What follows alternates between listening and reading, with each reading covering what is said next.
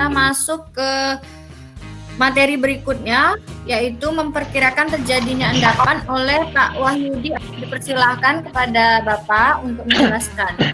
Waktunya 10 menit dari sekarang. Untuk materi pengendapan ya.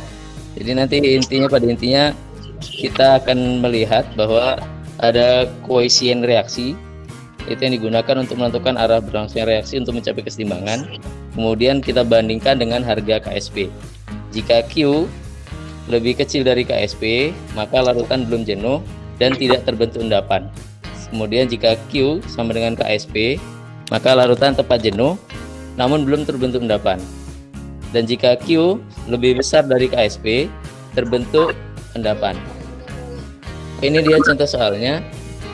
Ada contoh soal 3 itu kita lihat sebanyak 100 ml CaNO3 2 kali 0,3 molar dicampurkan dengan 200 ml larutan NaF 0,06. Jika KSP-nya CaF2 3,2 kali 10 pangkat minus 11, prediksi diminta untuk memprediksikan apakah terbentuk endapan CaF2. Ini dia pembahasannya. Untuk mengetahui terbentuk atau tidaknya endapan CaF2, membandingkan nilai Q ya antara Q CaF2 dengan KSP CaF2. Nah, kita hitung dulu karena dua larutan, maka kita hitung dulu masing-masing molnya untuk CaNO3 2 kali dan konsentrasi dari NaF. Nah, baru setelah itu kita bandingkan molnya masing-masing, kemudian kita masukkan ke dalam harga Q untuk menghitung harga Q-nya dan membandingkan dengan harga KSP-nya. Nah, jadi dari perhitungan kita bisa lihat bahwa harga Q 1,6 kali 10 pangkat minus 4 dibandingkan harga KSP, sehingga diambil kesimpulan bahwa terbentuk endapan CaF2. Oke, terima kasih. Mungkin ini yang bisa saya sampaikan. Ya, silakan. Mohon maaf Bapak Ibu. Baik, kita masuk pada Pak Zulpan Marzadi untuk menyampaikan materi memperkirakan terjadinya endapan 10 menit dari sekarang, Bapak. Dipersilahkan. Terima kasih. Assalamualaikum warahmatullahi wabarakatuh. Bapak, Ibu, dan para siswa sekalian. Jelas suara saya, Bu Fitri? Jelas, Pak. Jelas ya. Baiklah, pada kesempatan ini saya coba akan membahas tentang meramalkan terjadinya bentuk endapan, ya. Coba saya presentasikan. Bismillahirrahmanirrahim. Assalamualaikum warahmatullahi wabarakatuh. Salam sejahtera bagi kita semua. Pada kesempatan ini kita melanjutkan pembelajaran kelarutan dan hasil kali kelarutan atau KSP. Maka pada video yang ketiga ini adalah bagaimana meramalkan terbentuknya endapan. Kita sebagai ahli kimia bisa menentukan jika dua larutan dicampurkan, apakah larutan tersebut larut atau mengendap. Biasanya larutan yang mudah mengendap itu adalah dalam bentuk basa dan garam. Ada garam-garam yang mudah larut, ada garam-garam yang suka larut. Bagaimana menentukannya? Menentukannya adalah dengan membandingkan atau mengecek harga Qc dan KSP. Qc atau concentration quotient reaksi adalah nilai awal konsentrasi anion dan kation dalam persamaan keseimbangan heterogen dalam satu larutan. Maka nilai quotient reaksi ini dibandingkan dengan harga konstanta keseimbangan atau constant solubility product yang disingkat dengan KSP atau disebut juga dengan hasil kali kelarutan. Jadi dibandingkan nilai konsentrasi anion dan kation yang dicampurkan ke dalam larutan dengan harga KSP yang tetap. Nah, harga quotient reaksi inilah nanti yang dapat kita menentukannya apakah lebih besar dari KSP, lebih kecil dari KSP, atau sama dengan KSP. Karena harga Qc ini yang akan dapat menentukan arah pergeseran keseimbangan. Apakah bergeser ke kiri mengendap atau ke kanan larut atau sama ya tepat mengendap. Kita lihat slide berikut ini bahwa Qc ya itu ditentukan dari perkalian anion dan kation. Jadi kalau kita misalkan di sini ada AgCl dalam wujud padat, maka akan terurai menjadi Ag positif larut dan Cl dalam larutan. Jadi ini namanya keseimbangan heterogen. Di sebelah kiri wujud padat, di sebelah kanan wujudnya larut dalam larutan. Jika lebih cenderung bergeser ke kiri dia mengendap menjadi padat, jika lebih cenderung dia ke kanan larut, atau nanti setimbang. Setimbangnya dikatakan dengan tepat jenuh, keadaan maksimal. Nah, menghitung Qc adalah dengan mengalihkan konsentrasi kation yaitu Ag positif dan konsentrasi anion atau Cl negatif. Ini nanti akan dibandingkan dengan harga Ksp-nya. Nah, kita bahas satu persatu ya. Yang pertama namanya larutan kurang jenuh. Larutan kurang jenuh ini di mana larutan tadi masih bisa larut, belum melewati batas normalnya untuk tidak larut. Ini terjadi jika harga Qc atau quotient reaksi tadi lebih kecil dari harga Ksp.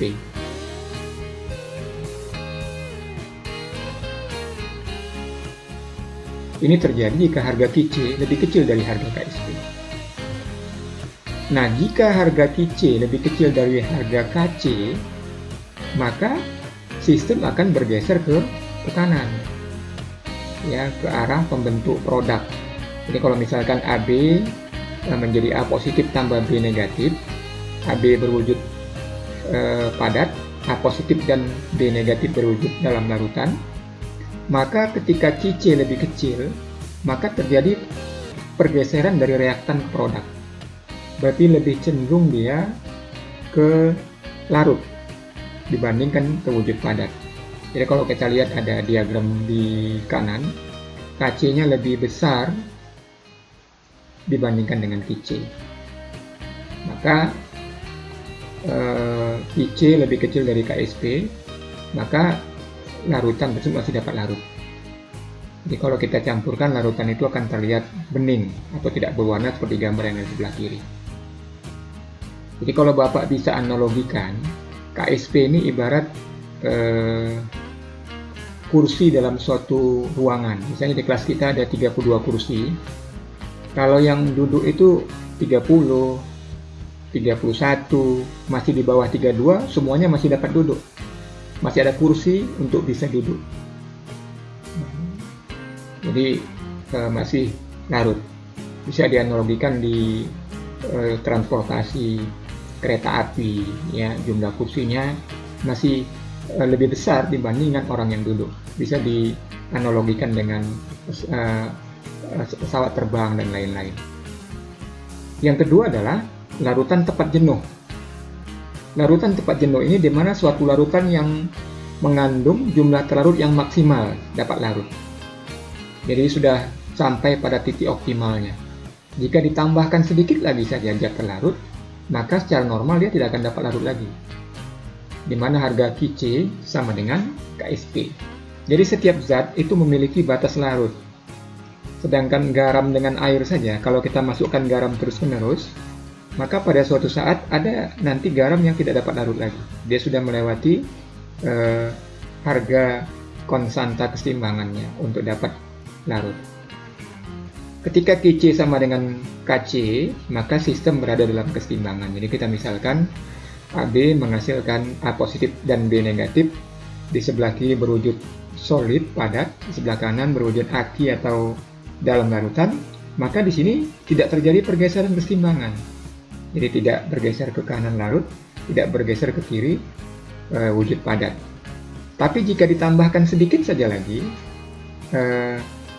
larutan AB ke dalamnya, maka dia akan mengendap karena sudah melewati batas optimalnya. Jadi kalau kita lihat diagram di sebelah kanan, di mana Qc sama jumlahnya dengan Kc. Ketika Kc sama dengan Kc, maka bisa kita nyatakan bahwa larut tersebut tepat jenuh. Jadi kalau kita lihat dalam sebuah larutan, biasanya larutannya agak keruh, menandakan dia sudah optimal, sudah maksimal.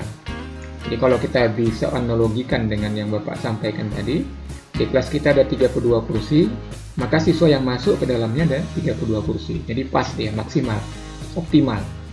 Kalau di transportasi ini yang menguntungkan. Jadi kereta api penuh, pesawat terbang penuh, jadi optimal ya. Inilah maka kita sebagai ahli kimia bisa membuat sebuah larutan yang jumlahnya optimal. Kita yang mengetahui sebagai seorang analis berapa jumlah larutan yang ditambahkan sehingga larutan tersebut maksimal bisa larut. Yang ketiga adalah larutan lewat jenuh, di mana keadaan suatu larutan yang mengandung zat larut yang tidak bisa larut lagi, berarti melewati batas normalnya. Kc lebih besar daripada Ksp. Kalau Kc lebih besar daripada Ksp, maka sistem akan bergeser ke kiri, berlawanan tadi dengan yang kurang jenuh. Berarti terurai kembali dari produk menjadi reaktan untuk mencapai keseimbangan. Kalau misalkan ada reaksi AB padat menjadi A positif dan B negatif dalam larutan, nah keseimbangan heterogen ini ketika Kc lebih besar, maka terjadi pergeseran keseimbangan dari produk ke reaktan. Maka dia lebih cenderung ke kiri, membentuk padatan, atau kita katakan dengan mengendap. Kita lihat gambar diagram di kanan, di mana Kc jauh melewati harga Kc. Jadi Kc batas normal untuk larut, sementara zat-zat yang masuk dalamnya melebihi batas normal tadi. Kc lebih besar dari Ksp. Jadi kalau Bapak ibaratkan analogi, jumlah di kelas kita itu ada 32 kursi, yang masuk melebihi bisa 34, 36. Masuk siswa lain dari IPA 2, IPA 3, akhirnya mereka tidak bisa duduk.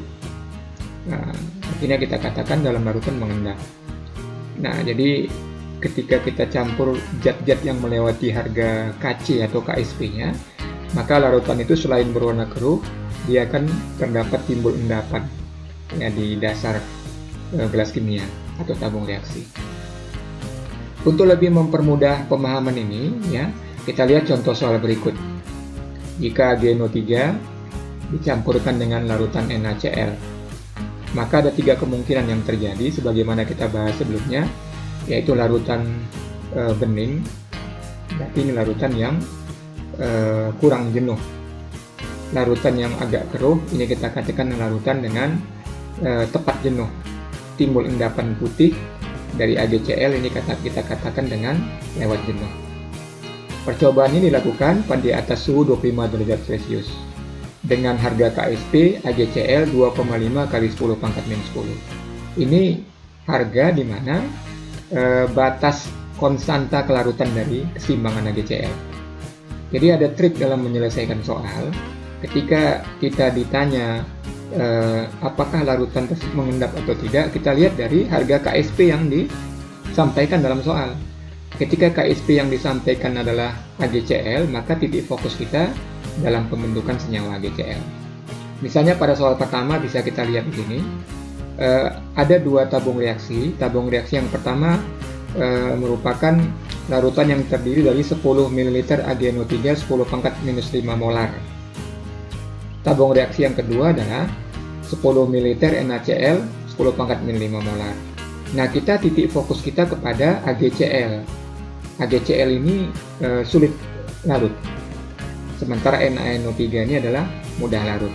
Memang kita harus memahami mana garam-garam yang sukar larut, tapi bisa kita antisipasi dengan trik mana Ksp yang diberitahu dalam soal. Jadi kalau ada garam yang diketahui dalam soal Ksp-nya, maka itu bisa mengantisipasi kita mana garam yang sukar untuk larut, ya. Nah, dari yang diberitahu dalam soal, kita bisa tentukan terlebih dahulu jumlah mol dari Ag positif. Jadi jumlah mol dari Ag positif itu dengan mengalikan 10 ml dengan 10 pangkat min 5 molar.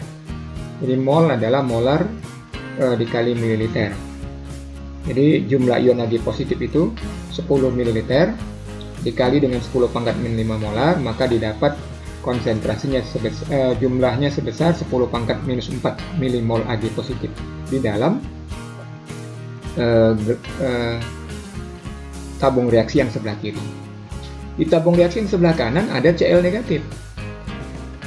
Nah, untuk menghitung ion Cl negatif sama seperti tadi, yang mengalihkan antara volume NaCl 10 ml dengan konsentrasinya 10 pangkat min 5 molar, maka didapat jumlah ion Cl negatif sebesar 10 pangkat minus 4 milimol. Kita campurkan dua larutan dalam dua tabung reaksi ini. Ini kita lihat ada dua tabung tadi. Lalu tabung yang pertama kita masukkan terlebih dahulu ke dalam gelas kimia. Demikian juga dengan tabung yang kedua. Ternyata kita lihat di sini dari animasi larutan tetap bening atau tidak berwarna. Ini mungkin kalau kita lihat menandakan sebenarnya dia masih larutan kurang jenuh, belum mengendap. Tapi dalam perhitungan, ya kita coba menyelesaikannya. Jadi di sebelah kiri ada 10 pangkat minus 4 milimol, di sebelah kanan ada 10 pangkat minus 4 milimol. Lalu kita masukkan keduanya ke dalam gelas kimia tadi, maka bercampurlah 10 pangkat minus 4 milimol ion Ag positif dengan 10 pangkat minus 4 milimol ion Cl negatif. Keduanya bercampur dalam gelas kimia dengan volume 20 ml larutan AgCl ditambahin NO3. Tapi fokus kita kepada AgCl, karena AgCl yang akan mudah untuk mengendap. Jadi 10 ml dari ion Ag positif, 10 ml ion Cl negatif tadi bergabung menjadi 20 ml. Nah, kita hitunglah konsentrasi dari ion Ag positif dengan ion Cl negatif. Bagaimana menghitung konsentrasinya? Dengan membagi 10 pangkat minus 4 milimol dengan 20 ml. Demikian juga Cl negatif membagikan 10 pangkat minus 4 milimol dengan 20 ml. Konsentrasi atau molaritas sama dengan milimol per mililiter atau mol per mililiter. Di sini bisa kita lihat jumlah konsentrasi dari Ag positif dengan membagikan 10 pangkat minus 4 milimol dibagi 20 ml dapat konsentrasi dari ion Ag positif sebesar 5 kali 10 pangkat minus 6 molar. Demikian juga di sebelah kanan ya, ion Cl negatif dengan membagikan jumlah mol dan volumenya, maka didapat 5 kali 10 pangkat minus 6 molar. Nah, untuk menghitung Qc, yaitu dengan mengalihkan ion Ag positif dengan ion Cl negatif. Berarti 5 kali 10 pangkat minus 6 molar dikali dengan 5 kali 10 pangkat minus 6 molar. Maka didapat nanti harga Qc-nya 2,5 kali 10 pangkat minus 11 molar. Untuk lebih jelasnya, ya bisa kita lihat di layar berikut.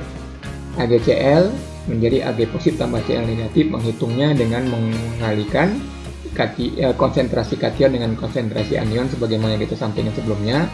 Maka konsentrasi Ag positif adalah 10 dikali 10 pangkat minus 5 dibagi 20 dikali 10 kali 10 pangkat minus 5 dibagi 20 dapatlah 2,5 kali 10 pangkat minus 11. Inilah Qc-nya. Nah, harga Qc ini dibandingkan dengan harga KSP-nya.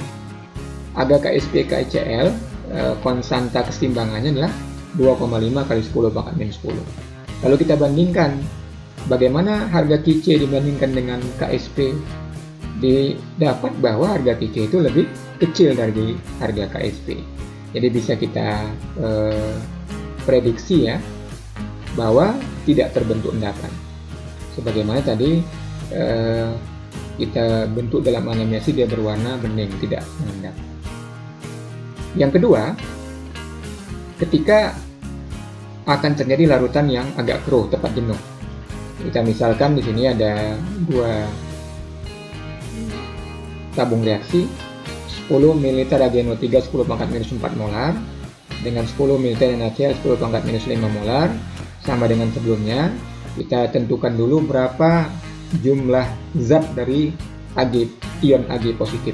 Jadi dikalikanlah 10 ml dengan 10 pangkat minus 4 molar diperoleh 10 pangkat minus 3 molar ion Ag positif.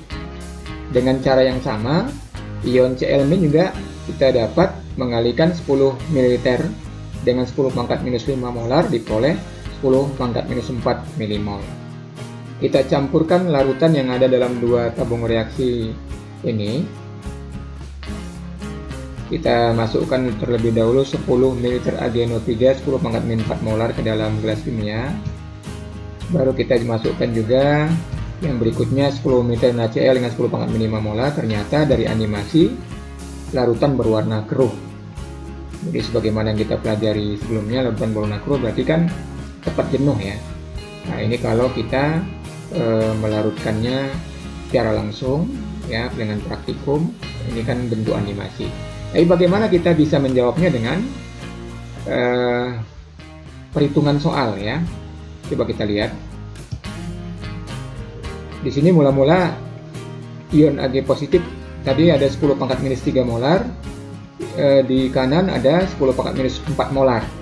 Lalu tadi setelah kita campurkan ke dalam, maka 10 pangkat min 3 molar dan 10 pangkat min 4 molar sudah bergabung dalam gelas kimia dengan volume 20 ml. Jadi kita fokus kepada AgCl-nya. Nah, maka kita cari konsentrasi dari Ag positif dengan Cl negatif, yaitu dengan membagi jumlah mol dengan volume. Jadi kalau kita buat di sini, yang di sebelah kiri konsentrasi Ag positif didapat 5 kali 10 pangkat minus 5 molar, sedangkan konsentrasi Cl negatif didapat 5 kali 10 pangkat minus 6 molar. Maka kita hitung harga TC-nya dengan mengalihkan konsentrasi Ag positif yang tadinya sebesar 5 kali 10 pangkat minus 5 molar dengan ion Cl negatif 5 kali 10 pangkat minus 6 molar.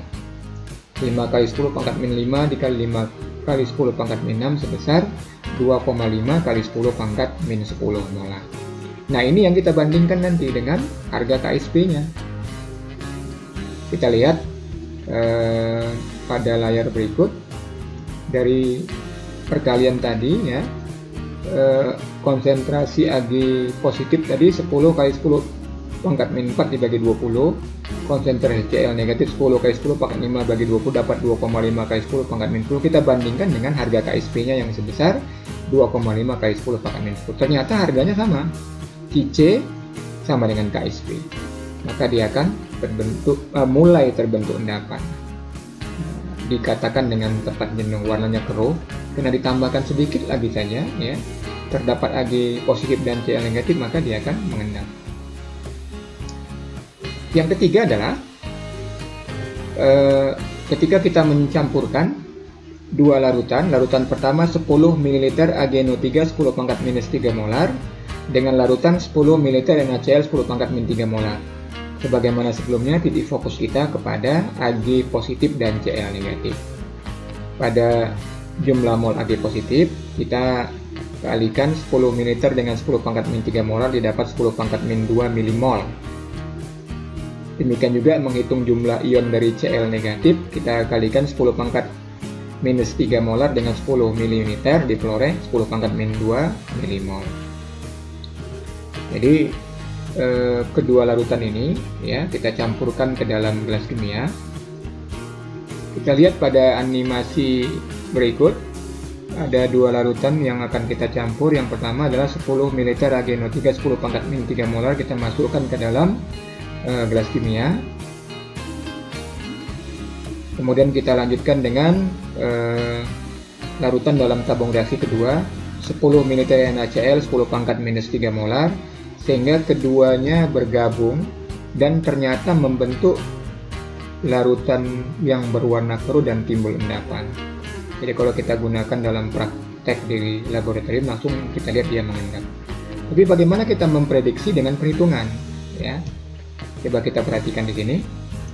Tadinya sebelum dicampur kita sudah hitung ada ion Ag positif sebesar 10 pangkat min 2 milimol di tabung reaksi 1, ada 10 pangkat min 2 milimol di tabung reaksi kedua. Lalu kita campurkan keduanya menjadi volume larutan 20 ml. Sekali lagi titik fokus kita adalah AgCl. Kemudian kita akan cari konsentrasi Ag positif, yaitu dengan membagikan jumlah mol dengan volumenya. Demikian juga konsentrasi Cl negatif dengan membagikan jumlah mol dengan volumenya. Kita lihat di sini, konsentrasi Ag positif 10 pangkat min 2 dibagi 20 sebesar 5 kali 10 pangkat minus 4 molar. Demikian juga di sebelah kanan terlihat bahwa konsentrasi Cl negatif 10 pangkat min 2 milimol dibagi 20 sebesar 5 kali 10 pangkat minus 4 molar. Nah, menghitung Kc ya sebagaimana sebelumnya dengan mengali konsentrasi Ag positif dengan Cl negatif. Jadi 5 kali 10 pangkat minus 4 molar dikali 5 kali 10 pangkat minus 4 molar, maka didapat Kc-nya sebesar 2,5 kali 10 pangkat minus 7 molar. Ini nanti yang kita bandingkan dengan harga tetapan kesetimbangan KSP. Nah, di sini bisa kita lihat ya, harga Kc dari AgCl tadi sebesar 2,5 kali 10 pangkat minus 7. Kita bandingkan dengan harga KSP 2,5 kali 10 pangkat minus 10. Maka didapat bahwa Kc lebih besar dari KSP dan terbentuk endapan. Bagaimana tadi kita lihat ya, larutan berwarna keruh dan timbul endapan. Nah, demikian tadi sudah kita sampaikan dari 3 kemungkinan yang terjadi. Jadi kalau kita gabung ya untuk menjadi sebuah kesimpulan, ada 3 kemungkinan tadi ya. Ketika kita melarutkan AgNO3 dengan NaCl, maka akan terbentuk AgCl. AgCl ini akan terjadi kesetimbangan heterogen menjadi Ag positif dengan Cl negatif antara AgCl yang berwujud padat dengan Ag positif dan Cl negatif yang berwujud larutan. Lalu kita hitung harga Kc. Harga Kc adalah dengan mengali konsentrasi ion Ag positif dengan konsentrasi ion Cl negatif. Nah, pada percobaan pertama kita lihat di sini harga Kc dari AgCl sebesar 2,5 kali 10 pangkat minus 11. Ini kita bandingkan dengan harga KSP-nya 2,5 kali 10 pangkat min 10. Ternyata dapat kita lihat di sini bahwa harga Kc itu lebih kecil daripada harga KSP. Jadi kalau harga Kc lebih kecil dari harga KSP, maka tidak terbentuk endapan atau larutan tidak jenuh. Pada percobaan kedua, harga Kc-nya 2,5 kali 10 pangkat min 10. Ketika kita bandingkan dengan harga KSP-nya, ternyata harga Kc sama dengan KSP. Maka kita nyatakan mulai terbentuk endapan atau larutan tepat jenuh. Nah, pada percobaan ketiga, harga Kc-nya sebesar 2,5 kali 10 pangkat minus 7. Ternyata lebih besar dibandingkan dengan harga konstanta kesetimbangan atau KSP. Ketika Kc lebih besar daripada KSP, maka dia akan terbentuk endapan atau larutan lewat jenuh. Demikianlah pembelajaran kita tentang meramalkan terbentuknya endapan. Terima kasih. Assalamualaikum warahmatullahi wabarakatuh, dan tetap semangat belajar. Terima kasih Bapak Ibu, Pak Bukna. Yuk, terima kasih ya. Terima kasih, Bu. anak-anak semuanya. Terima kasih anak-anak. Assalamualaikum. Selamat sore. Selamat sore. Assalamualaikum.